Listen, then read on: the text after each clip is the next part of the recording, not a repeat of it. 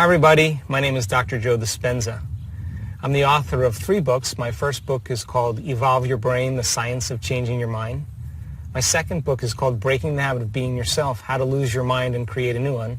And my last book is called You Are the Placebo, Making Your Mind Matter. My interest is to use science as a language to help people understand spiritual principles and bridge science and spirituality so that they have within their reach all the tools to begin to make necessary changes in their own personal lives. In the last video, we talked about how we can take information, learn that information, and produce physical changes in our brain.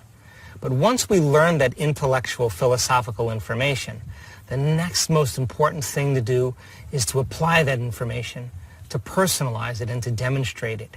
And if we can align our behaviors and our intentions, our mind and body, we are going to have a new experience. Experience then enriches the circuits of our philosophical information, and then the brain makes a chemical and we begin to feel the results of our efforts. We feel more powerful, we feel more loving, we feel more compassionate, we feel more like a leader. And that's when we're teaching our body chemically to understand what our mind is intellectually understood. So knowledge is for the mind and experiences for the body. And if you can repeat anything over and over again, it's going to become a skill. It's going to become a habit. It means you've practiced it so many times that your mind and body are merging as one. In other words, your body knows how to do it as well as your mind. That's when you are innately embodying that information and it becomes who you are. You've practiced it so many times that you don't even have to think about it. So imagine taking spiritual, philosophical, scientific principles about possibility, about creating the life that you want, about healing yourself from certain diseases or certain conditions, and understanding then that you can signal new genes in new ways and rewire your brain. You can literally have your thoughts affect your body and your feelings affect your brain. And begin to understand that if you begin to apply these things, you could begin to see the results within your body and within your life. In this video, I want to talk about how your personality creates your personal reality and how your thoughts are intimately connected to the life that you live right now. But before I do that, I just want to take a minute and thank everybody for their comments since the last video. I love the people that are actually applying it to their life. The most difficult part of all of this is making the time to do it. And when you and I begin to make the time to measure our own changes in our life, now we're no longer being philosophers now. We're beginning to initiate that information and we begin to master it over time. Most people in their life wait for crisis or trauma or disease or diagnosis or loss before they finally make up their mind to change. But the new science gives people permission to begin to change in a state of joy and inspiration, in a state of pain and suffering. And so it is my hope and my message that you don't wait for tragedy or crisis, that you do it because you can understand that you can enrich your life even more. So in the last couple of years, one of the things that we've noticed is that common people just like you are doing the uncommon. They're healing themselves of diseases. They're creating big changes in their life. They're healing themselves of past traumas and scars that keep them stuck in the same routine patterns.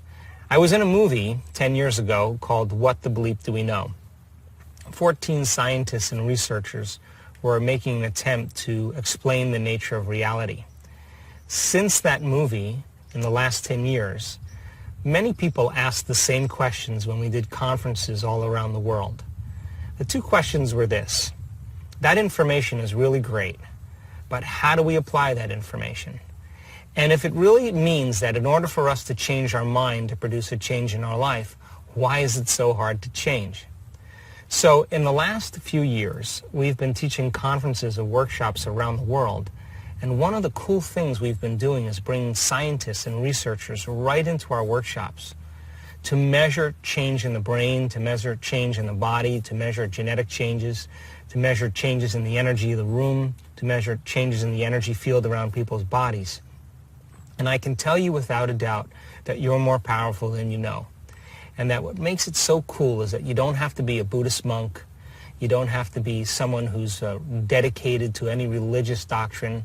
You don't have to have 40,000 hours of meditation. That once you understand the science of how this all works, and we can demystify it and then give you the proper instruction on how to apply it. That we can take information that can ultimately lead to transformation. And what we found over the course of the last 2.5 years, people really have the skill sets, once they're taught how to do it, to really begin to embody this information. So I want to talk to you a little bit about a concept about your thoughts creating your life. If you believe that your thoughts have something to do with your destiny, that your thoughts create your life, let's examine the thoughts that you think.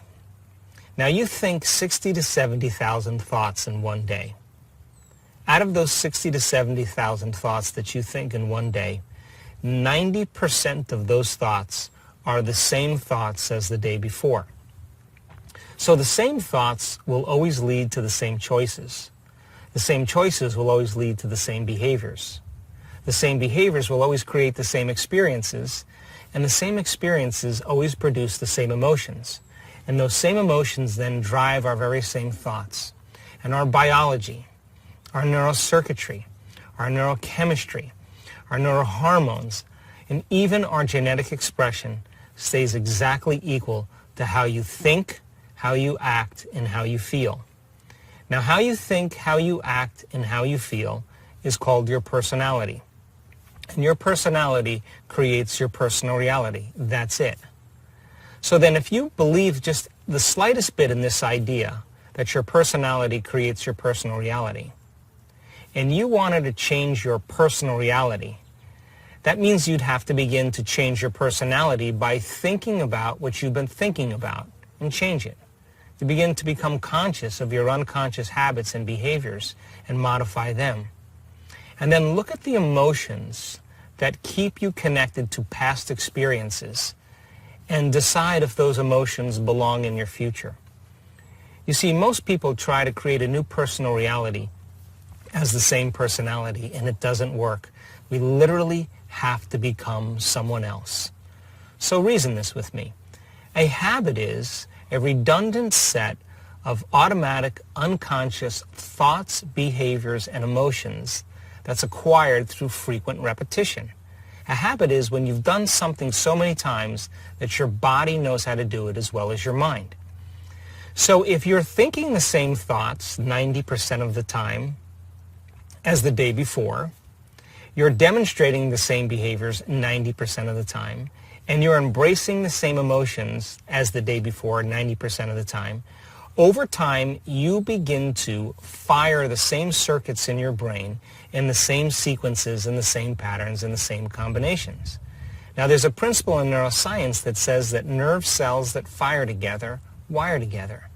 So as you think the same thoughts that lead to the same choices, that of course produce the same behaviors that lead to the same experiences, that ultimately produce the same emotions, that in time you begin to hardwire your brain into the same finite pattern. Now that box in your brain, there's no literal box in your brain, but that finite signature ultimately becomes your identity. So then most people, by the time they're 35 years old, become a set of memorized behaviors, emotional reactions, unconscious attitudes, beliefs, and perceptions that function like a subconscious computer program. 95% of who you are by the time you're 35 years old is a memorized state of being in which you've done something so many times that your body now is doing it better than your brain. So you may say, I can't consciously remember a phone number, or I forgot my PIN number. But then you can walk over to the phone and look at the keypad, and all of a sudden your finger will dial the number. What does that mean? You've practiced it so many times that your body knew how to do it better than your brain. That's where 95% of who we are exists. So here comes the part that's the most important. Every time you learn something new, you add a new stitch to the three-dimensional tapestry of your gray matter. And if you begin to think about what you learned, you're causing your brain to fire in new sequences and new patterns and new combinations. And whenever you make your brain work differently, you're changing your mind, because mind is the brain in action. So we could say then that new thoughts should lead to new choices, and new choices should lead to new behaviors. And new behaviors should create new experiences, and new experiences then should create new emotions, and those new emotions should inspire new thoughts, and that's called evolution. Now here's the difficulty, because the process of change then requires you becoming conscious of your unconscious self. So here's your old self, and here's your new self. And let's just say that over a period of time, you've become unconsciously addicted emotionally to suffering. And all of your thoughts are equal to those emotional states, and all of your behaviors are also equal to that emotion. And you think the same thoughts every day, and you demonstrate the same behaviors by complaining and blaming and making excuses for yourself. And those emotions of suffering lead to guilt and feeling bad, and you no longer want to get up and do anything. You become uninspired. And all of a sudden, you become conscious that you are in that state. So now, you decide that in that moment, you're no longer going to think the same way, you're no longer going to act the same way, and you're no longer going to feel the same way. And so the first 2 hours goes by and everything's going really well. But now remember, you've conditioned your body to become the mind of that victim, or that mind of suffering.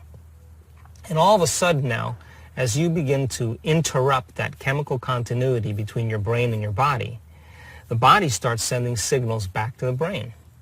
And all of a sudden, you start to hear little voices in your head, chatter that says, why don't you start tomorrow? This is uncomfortable. This doesn't feel right. It's my mother's fault that I'm this way. I'll never change. And that's the body looking to unseat the mind and return back to its familiar state. The hardest part about change is not making the same choice as you did the day before. And the moment you decide to no longer think the same way, make the same choice, act the same way, create the same experience, or live by the same emotion, it's going to feel uncomfortable. It's going to feel unfamiliar.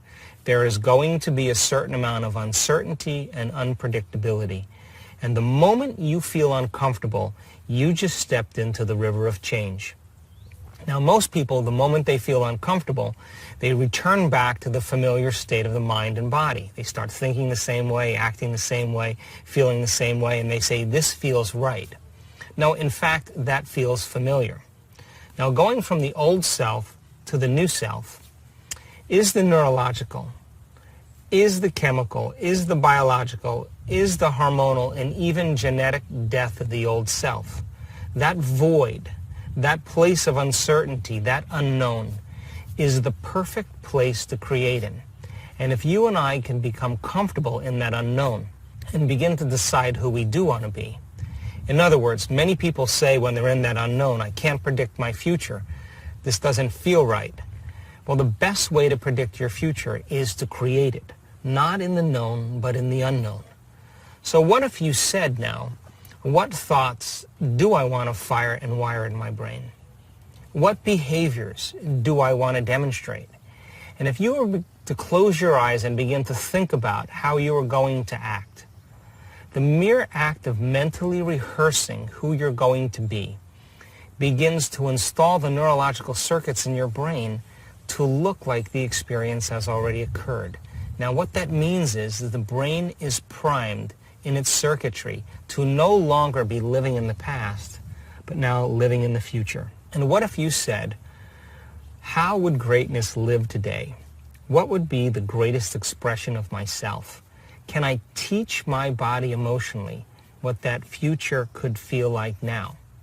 And if you were able to cultivate the emotional state ahead of the actual experience, the emotion then that you're creating of wealth, the emotion that you're creating of leadership, the emotion that you're creating of patience, the emotion that you're creating of a new relationship and love, now means that your body as the unconscious mind does not know the difference between an actual experience in your life that creates an emotion and an emotion that you can create by thought alone. To the body, it's exactly the same. And your body then is all of a sudden emotionally living in the future instead of living in the past. So here's the question. Can you believe in a future that you can't see or experience with your senses yet, but you've thought about enough times in your mind that your brain is literally changed to look like the experience has already occurred? The latest research in neuroscience says that you can change your brain just by thinking differently. And can you begin to select a new possibility that already exists in the quantum field and begin to emotionally embrace that future reality to such a degree that your body as the unconscious mind begins to believe it's living in that future reality in the present moment, and you're signaling new genes in new ways so that your body begins to change to look like the experience has already occurred? So reason this. If your brain and body are physically changed, there's physical evidence to look like the experience has already occurred, this is the moment to relax, because the experience is going to find you. And it's going to come in a way that you least expect, that surprises you, and leaves no doubt that what you did inside of you produced some effect outside of you. And when you can correlate the changes you've made inside of you with the effect that you produced outside of you, you'll pay attention to what you did and you'll do it again. And that is called human empowerment. And there isn't a person on the planet that's so special to be excluded from this equation. So the process of change then requires unlearning and relearning. It requires breaking the habit of the old self and reinventing a new self. What we say in neuroscience, pruning synaptic connections and sprouting new connections. Unmemorizing emotions that are stored in the body and then reconditioning the body to a new mind and to a new emotion. In other words, you move out of the past and into the future, to deprogram and to reprogram, to lose your mind and create a new one. And people around the world are beginning to do the work, going from the old self to the new self. So what's the beauty behind this? I invite you to take out a piece of paper and write down 2 thoughts that have been slipping behind the scenes of your awareness that you've not noticed, and become conscious of those unconscious thoughts.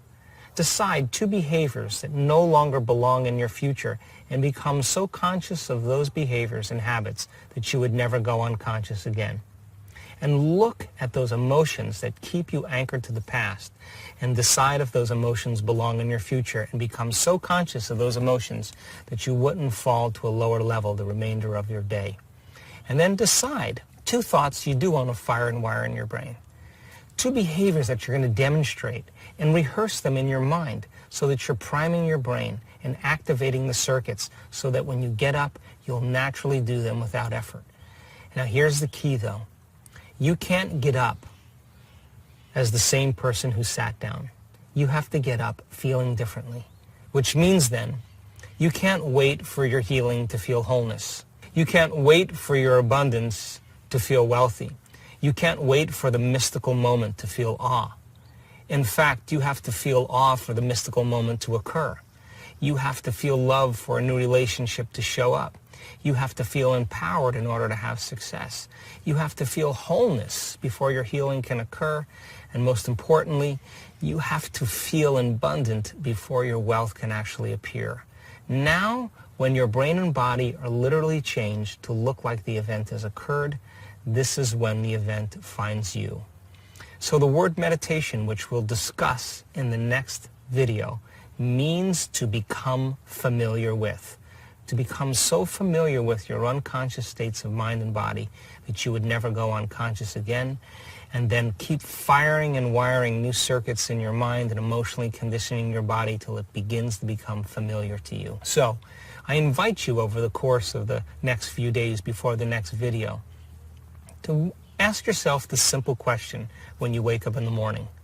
What is the greatest ideal of myself that I can be today? And decide who you want to be when you open your eyes. And don't get up until you feel like that person. And your job then is to maintain that modified state of mind and body your entire day. And if you do, get ready, because something unusual will happen in your life. That's the law. So I want to invite you to continue sending your comments, continue adding any things that you'd like to say and share. If you're doing the work, if you're applying it, let us know the small miracles, I don't care how small they are, how they're beginning to appear in your life. In the next video, I'll talk about how to demystify meditation so you understand exactly what you're doing and why. And when you understand the what and the why, the how becomes easier. I hope to see you.